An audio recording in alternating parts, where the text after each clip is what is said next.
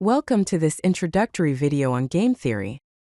Game theory is the mathematics of competition, cooperation, and conflict. Today, we will be exploring the concepts of Nash equilibrium and strategic thinking. We will learn how rational decisions are made in interactive environments. So, what exactly is game theory? At its core, game theory is a mathematical framework used to study strategic decision-making. This is where the outcomes of your choices depend not only on what you do, but also on the actions of other rational players. You can find applications of game theory in diverse fields. For example, in economics, it helps analyze market competition and pricing strategies. In politics, it's used to understand voting systems and coalition formation. Biologists use it to study evolution and survival strategies. Even in technology, game theory plays a role in areas like network security and resource allocation. Every game in the game theory sense has several key components. First, we have the players. These are the decision makers who choose strategies. Next, we have the strategies themselves. These are the available actions that each player can take. Then there are the payoffs. Payoffs are the outcomes that result from different combinations of strategies chosen by the players. Finally, there is the information. This refers to what each player knows about the game, including the strategies and potential payoffs. Let's look at a classic example in game theory: the prisoner's dilemma. Imagine two prisoners who are arrested for a crime. They are held in separate cells and cannot communicate with each other. They each have a choice: to cooperate with each other by remaining silent, or to defect by betraying the other and confessing. The payoff matrix shows the possible outcomes. If both prisoners cooperate, they each receive a moderate sentence, say 3 years. If one cooperates and the other defects, the defector goes free, while the cooperator receives a severe sentence, say 5 years. If both defect, they both receive a relatively harsh sentence, say 1 year. The prisoner's dilemma illustrates the challenges of cooperation, even when it is in both players' best interests.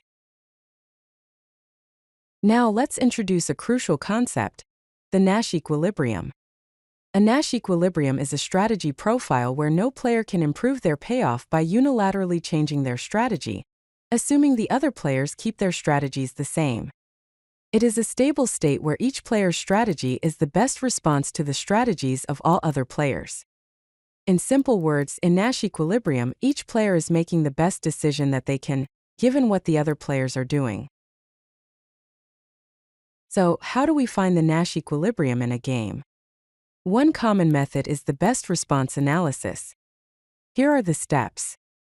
First, for each player, you need to identify their best strategy, given every possible strategy of the opponent. Second, you can use what's called the underline method. In this method, you underline the highest payoff for each player in every row and column of the payoff matrix.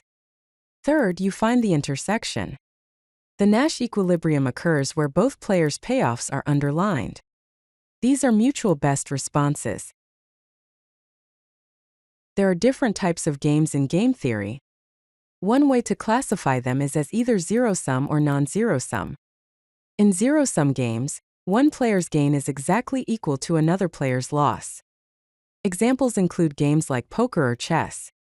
In non-zero-sum games, players can mutually benefit or lose. Trade negotiations are a good example. Games can also be classified as cooperative or non-cooperative. In cooperative games, players can form binding agreements and coordinate their strategies. An example is coalition formation. In non-cooperative games, players act independently, pursuing their own interests. An example is market competition. Game theory has a wide range of real-world applications. In business strategy, it can inform pricing decisions, market entry strategies, and competitive analysis. In public policy, it can be used in auction design, regulation, and voting systems. Even in evolutionary biology, it can help us understand species behavior, survival strategies, and cooperation. In conclusion, game theory provides a powerful mathematical framework for understanding strategic interactions in complex systems, with implications for a wide variety of fields. If you like this video, hit that like button and don't forget to subscribe. Visit CodeLucky.com for more such useful content.